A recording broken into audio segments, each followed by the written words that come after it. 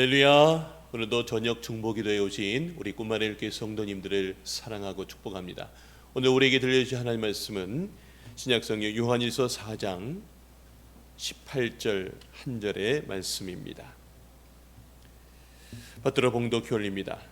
사랑 안에 두려움이 없고 온전한 사랑이 두려움을 내쫓나니 두려움에는 형벌이 있습니다. 두려워하는 자는 사랑 안에서 온전히 이루지 못하였느니라. 오늘은 두려우십니까? 라는 제목으로 말씀을 증거하겠습니다. 태어나서 처음으로 비행기를 타보는 어린 소녀가 있었습니다. 비행기에서 내려다보는 창공은 아주 신기하고 놀라운 광경이었고, 그래서 이 아이는 여행으로 마음이 들떠 있었습니다.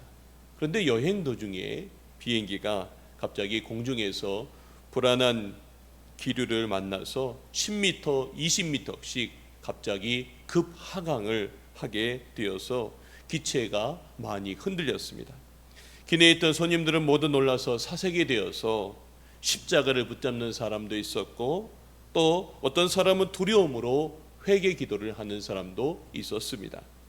그런데 이상하게도 비행기가 심하게 요동할 때마다 맨 앞좌석에 앉아있는 소녀는 무척 재미있는 듯한 표정을 하고 있었습니다.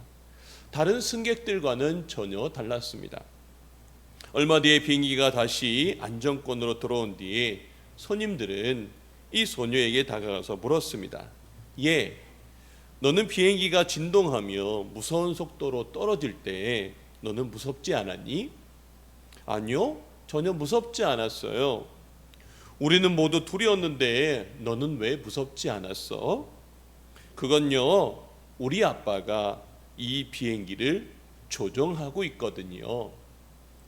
예, 우리 인생의 비행기도 마찬가지입니다. 잘 가다가도 불완전한 기류를 만나서 두려움 속에 살아갈 때가 많습니다. 그러나 우리 인생의 비행기를 조종하시는 분은 하나님이십니다. 그분만큼 우리 인생의 항로를 잘 운행하시는 분은 없습니다. 그런데 많은 분들이 그 하나님을 믿지 못하고 그 하나님을 의지하지 못하고 자기가 인생의 조종대를 잡고 많은 염려와 두려움으로 살아가고 있습니다. 자, 제가 첫 번째로 보고 싶은 것은 두려움, 이 두려움이 어떻게 생겼는지 한번 살펴보겠습니다. 창세기 3장 8절로 10절에 보면 그 두려움의 시작이 어떻게 나타난지 알려줍니다. 그들이 그날 바람이 불 때 동산에 거니시는 여호와 하나님의 소리를 듣고 아담과 그의 아내가 여호와 하나님의 낯을 피하여 동산 나무 사이에 숨은지라. 여호와 하나님이 아담을 부르시며 그에게 이르시되 내가 어디 있느냐? 이르되 내가 동산에서 하나님의 소리를 듣고 내가 벗었으므로 두려워하여 숨었나이다. 이 아담은 지금 두려워하고 있습니다. 그 두려움은 하나님에 대한 두려움이었습니다. 죄로 인해서 하나님을 두려워하게 된 아담은 하나님의 낯을, 얼굴을 돌렸습니다. 부르시는 하나님의 음성이 두려워서 아담과 하와가 숨어버렸습니다. 이전에는 한 번도 경험해 보지 못했던 두려움이 그래서 인간에게 들어왔습니다. 자, 두 번째로 보고 싶은 것은 선택에 대한 두려움입니다. 하나님에게서 얼굴을 돌린 아담에게 또 다른 두려움들이 꼬리를 물고 찾아왔습니다. 그것은 선택에 대한 두려움들이었습니다. 어떤 선택이 최선인지 이제 확신할 수 없게 된 겁니다. 이 대학을 지원하는 것이 최선일까? 재수하는 것이 더 좋은 선택은 아닐까? 이 직장에서 평생 일하는 것이 최선일까? 이 남자가 내가 평생을 함께할 사람일까? 나중에 더 좋은 사람이 나타나면 어떡하지? 무엇을 선택해도 불안합니다. 두렵습니다. 왜요? 그것이 최선이라고 말해줄 수 있는 유일한 하나님에게서 얼굴을 돌렸기 때문입니다. 하나님과 함께할 때는 쉬운 일이었습니다. 선택을 앞두고 하나님의 얼굴을 슬쩍 보기만 하면 그만이었습니다. 그분의 얼굴에 미소가 흐르는지 고개를 가로젓고 계신지를 보면 되었습니다. 그런데 하나님에게서 얼굴을 돌리고 나자 더 이상 쳐다볼 곳이 없어졌습니다. 스스로 선택해야 되는데 불안해합니다. 선택의 결과를 알 수 있는 것도 아니고 내가 그것을 할 수 있는 능력이 있는지도 불확실합니다. 이 아담의 두려움은 이어지는 아담의 후손들에게 긴 그림자를 드리웠습니다. 지금도 우리는 이 두려움들과 싸우고 있습니다. 취업에 대한 두려움, 장래에 대한 두려움, 친구들에게 뒤처지면 어떻게 하나 하는 두려움, 이성 친구에게 차일 것 같은 것에 대한 두려움, 더 나아가 본질적으로 내가 선택한 삶이 과연 의미 있는 삶일지에 대한 두려움으로 힘들어하고 있습니다. 이렇게 많은 사람들이 내가 선택한 것에 대한 확신이 없습니다. 선택한다고 한들 그것을 이루어낼 수 있을지 내 능력에 대한 자신도 없습니다. 지금도 우리는 이 아담의 두려움과 싸우고 있습니다. 그 어느 시대보다 더 치열하게 말입니다. 왜냐하면 아담뿐만이 아니라 지금 우리 시대도 하나님의 얼굴을 피하고 있기 때문입니다. 창세기를 살펴보십시오. 두려움은 결국 아담을 아주 소극적으로 만들어 버렸습니다. 선악과 이후에 이어지는 아담의 이야기는 그저 자녀를 낳고 사는 것 외에 별로 특별한 것이 없었습니다. 원래 아담에게 주었던 사명이 무엇이었습니까? 만물을 다스리는 위대한 사명을 하나님께서 주셨음에도 불구하고 그 모든 것들은 온데간데 다 사라져 버렸습니다. 아담은 두려움 속에 움츠러들어 버린 것입니다. 아담의 두려움은 이제 우리의 삶에서 나타나서 우리를 움츠러들게 하고 소극적으로 만들고 있습니다. 선택에 대한 확신이 없으니 무엇이든 적극적으로 할 수 없는 시대가 되었습니다.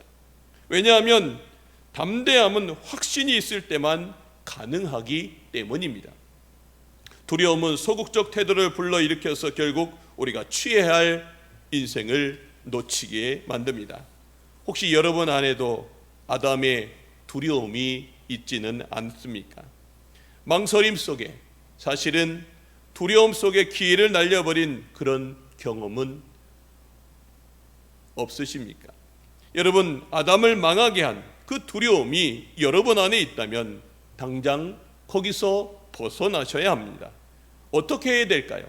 바로 다시 하나님의 낯을, 하나님의 얼굴을 바라보는 것입니다. 오늘 본문의 말씀처럼 요한일서 4장 18절 상반절에 보면 사랑 안에 두려움이 없고 온전한 사랑이 두려움을 내쫓나니 그랬습니다. 하나님을 바라보며 하나님의 사랑을 회복하시길 바랍니다. 그러면 두려움이 없어집니다. 온전한 사랑이 두려움을 내쫓습니다. 자, 오늘 4장 18절 하반절 보면 두려움에는 형벌이 있습니다. 두려워하는 자는 사랑 안에서 온전히 이루지 못하였느니라 그랬습니다. 두려움에는 형벌이 있습니다. 지금까지 말했던 아담의 후예로서 두려움과 선택의 두려움들입니다. 결국 그 일로 인해서 모든 일들 속에서 온전히 이루지 못하는 열매를 맺게 되는 것입니다.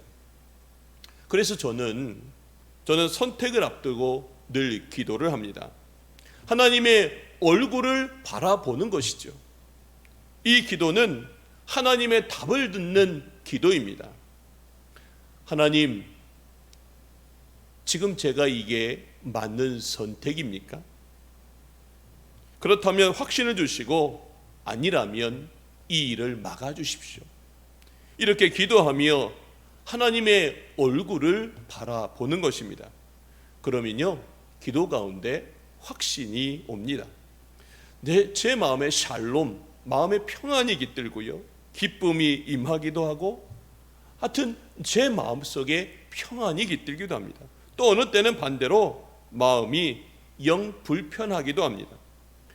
내 안에 깊은 곳에 감춰있던 욕심이 드러나기도 하고요, 생각하지 못했던 문제점들이 제 머릿속에 막 떠오르게 하십니다. 그러면 그때 제가 하려고 했던 모든 일들을 스톱합니다. 서두르지 않습니다.